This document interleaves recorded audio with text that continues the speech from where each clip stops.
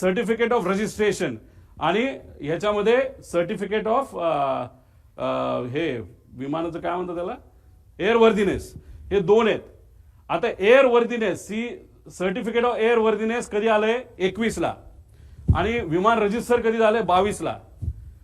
म्हणजे काय केलं, आधी गाडी घेतली, त्याचं सगळं PSU वगैरे केलं, सगळं करून टाकलं आणि नंतर ते रजिस्टर केलं. तसं विमानाचं झालं. हे चुकीचंच आहे. हे PIB रिपोर्ट आहे 28/1चा. याच्यामध्ये जर तुम्ही certificate of registration, certificate of airworthiness याच्यामध्ये जो फरक येतोय तो 1 वर्ष आधीचा आहे. हेच तुम्ही चुकला आहात.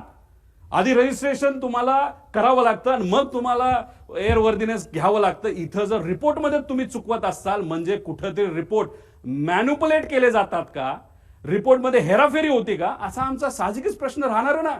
हे तुमच्याच रिपोर्टवरनं आम्ही सांगितलं ऍक्सिडेंट नंतरच्या. आणि ह्याच्यामध्ये तुम्ही जर म्हणत असाल नाही आमच्याकडनं चुकलं, काढलं ना आम्ही, आमचे पण काही कॉन्टॅक्ट आहेत का नाही, हे आहेत ना सर्टिफिकेट, हे दोन्ही सर्टिफिकेट आम्ही इथं लावलेले आहेत, त्याच्यावरनं तुम्ही बघा. म्हणजे एजन्सी DGCA म्हणते तारखा चुकवते, आम्ही पुरावे देतो की तारखा चुकल्यात, ह्याच्यावरनच आम्हाला कुठेतरी या इन्व्हेस्टिगेशनवर डाऊट आहे. पुढे